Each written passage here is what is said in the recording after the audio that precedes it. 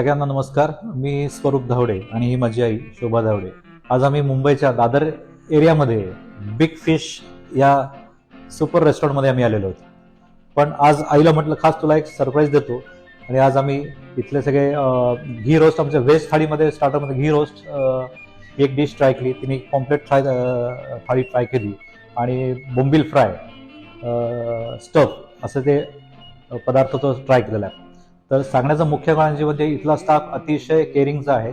आल्यापासून सगळ्यांनी फटाफट सर्व्हिस दिली.